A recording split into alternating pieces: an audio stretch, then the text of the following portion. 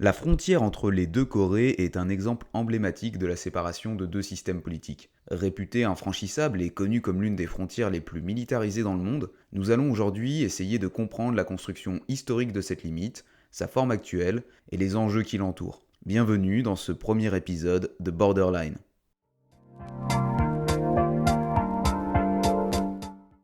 À partir de 1910, la péninsule coréenne est occupée par le Japon impérialiste et ce jusqu'en 1945, année lors de laquelle la Corée est placée sous protectorat des deux grandes puissances vainqueurs du conflit en Asie-Pacifique, l'URSS et les États-Unis. Chacune de ces puissances participe à la construction d'un gouvernement de chaque côté du 38e parallèle, une limite géographique choisie unilatéralement par les États-Unis avant d'être proposée aux Soviétiques. Cette limite est encore aujourd'hui à la base du tracé de la frontière entre les deux pays, sans que le peuple coréen dans sa totalité n'ait jamais été consulté à son sujet, les tentatives pour organiser des élections libres ayant échoué.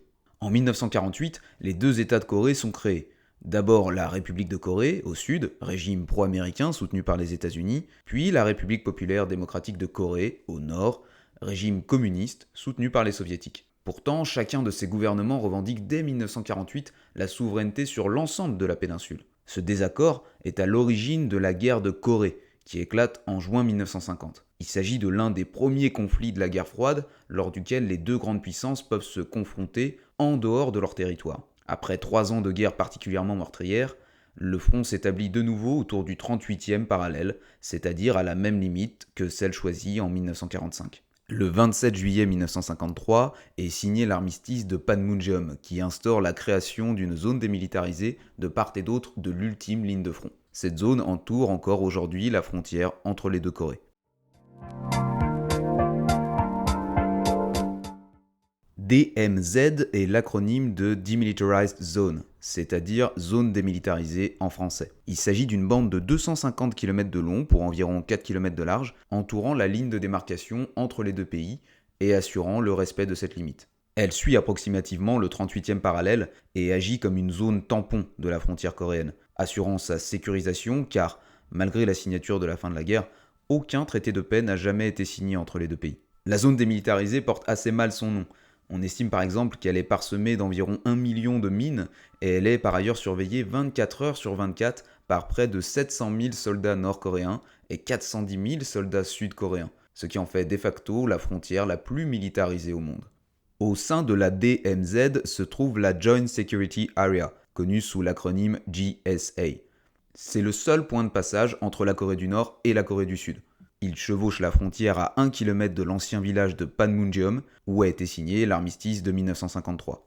Cette zone permet le dialogue entre les deux États. C'est là que se rencontrent les représentants des deux pays, notamment dans la Home of Freedom au sud et le Panmun Hall au nord, deux bâtiments dédiés exclusivement aux échanges diplomatiques entre les deux pays. C'est entre ces deux bâtiments que se trouve aussi l'allée assurant la liaison terrestre entre Corée du Nord et Corée du Sud.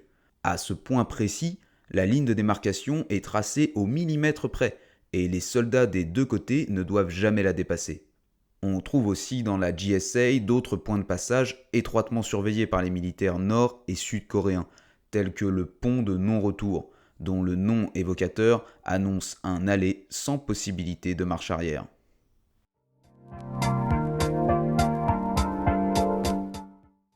La frontière terrestre se prolonge par ailleurs sur les mers, en l'occurrence la mer Jaune à l'ouest de la péninsule où la frontière maritime est connue sous le nom de Northern Limit Line. Il existe à cet endroit un conflit larvé entre les deux États, connu sous le nom de guerre du crabe. En effet, depuis les années 60, des dizaines d'incidents maritimes frontaliers ont eu lieu dans cet espace maritime où les deux Corées affirment leur souveraineté. L'île de Baekhyong, revendiquée par les deux pays et habitée par quelques milliers de civils et militaires sud-coréens, est un des théâtres de ce conflit. En témoigne le naufrage de la corvette Cheonwan en mars 2010, un bâtiment de la marine sud-coréenne qui a explosé en mer à 2 km de l'île seulement, tuant 46 des 104 marins à bord. De plus, en mars 2013, alors que le conflit s'intensifie entre les deux pays, la Corée du Nord a pratiqué des exercices de tir d'obus réels pour se préparer à une éventuelle attaque sur l'île de Baekhyong, pour laquelle Kim Jong-un a promis un océan de feu en cas de conflit ouvert. Malgré ces fortes tensions, aussi bien sur terre que sur mer, la frontière entre les deux Corées est aussi devenue un lieu touristique, attirant la curiosité des deux côtés du 38e parallèle, mais aussi à l'international. La Corée du Sud a par exemple installé des esplanades avec des jumelles à quelques kilomètres de la DMZ afin d'observer à distance les paysages de l'autre côté de la frontière. Notons aussi les nombreuses représentations de la frontière entre les deux Corées au cinéma ou dans la bande dessinée. Prenons pour exemple le film GSA du réalisateur sud-coréen Park Chan-wook, sorti en 2000, qui raconte l'amitié fatale entre 4 hommes à l'endroit qui donne son titre au film.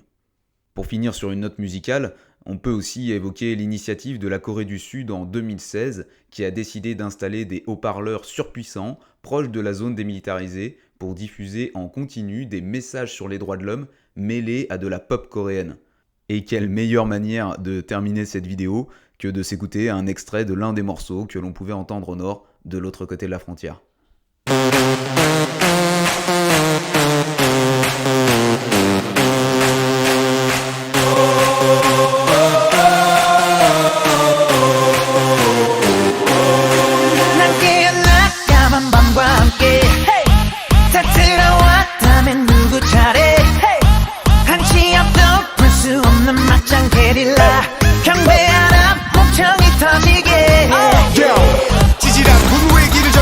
광기를 감추지 못하게 해 남자들의 분위 여자들의 가식 유머를 자신감을 불만해 난 보란듯이 너무나도 뻔뻔히 네 몸속에 파고드는 알레르기